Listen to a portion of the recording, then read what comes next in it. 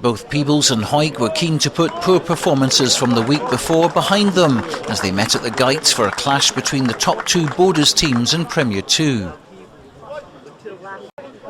For Hawick, it marked the return of John Coots in the centre.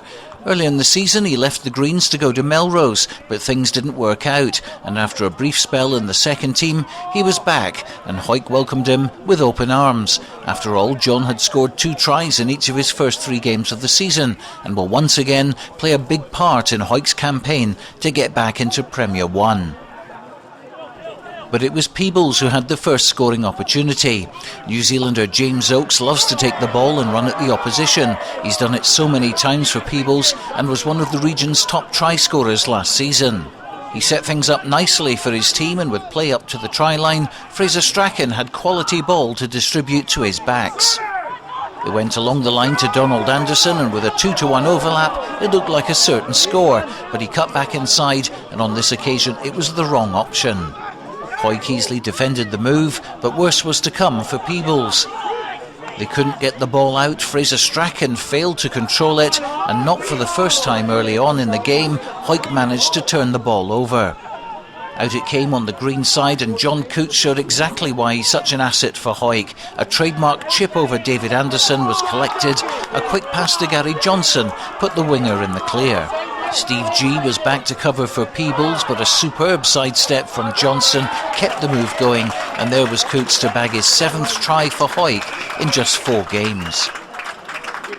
Well worth looking at again in slow motion. Coots timed his chip to perfection, the bounce was kind to him, and when you have someone as reliable outside you as Gary Johnson with pace to burn, you're always going to have chances to score. He still had some work to do, but with Coots always one step behind him, ready to take the offload, it was the perfect start for Hawick.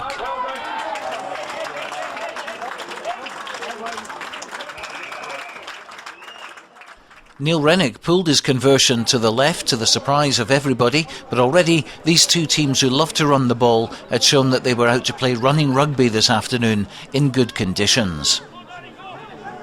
Back came Peebles, and James Oakes went on another of his runs. This time he had David Anderson outside him, playing his first game of the season following an ankle injury, and he was powerful enough to get the score.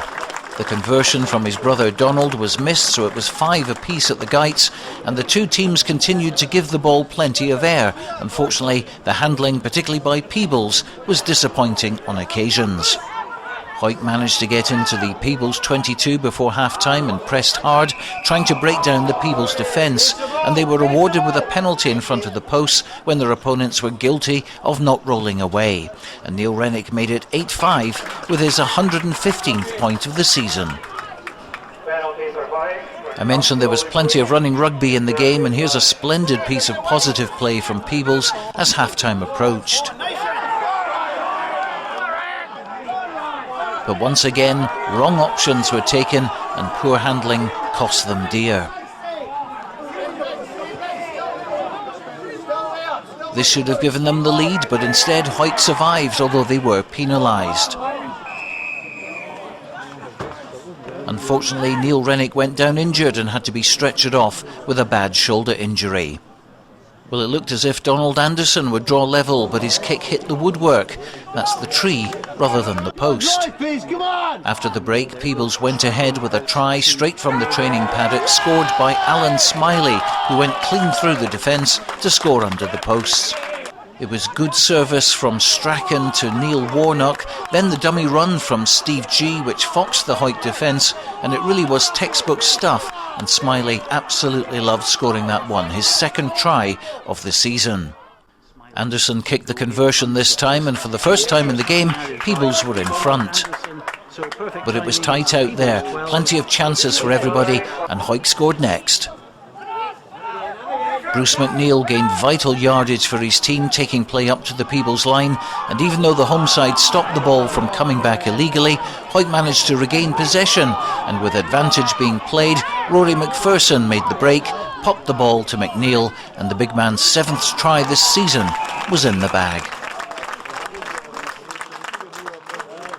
Craig Niche converted to give Hawick a 3-point cushion, but Peebles were being penalised more and more as the game progressed. Plenty of frustration, of course, from them, and Niche kicked another penalty from over 40 metres to stretch the lead further.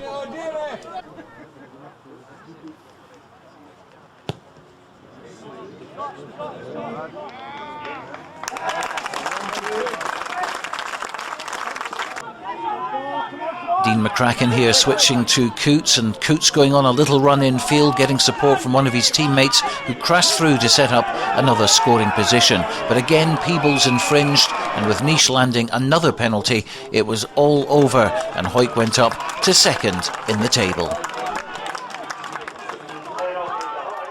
Absolutely delighted to come to Peebles, a hard place, a really competitive Peebles side who, it was nip and tuck whole game.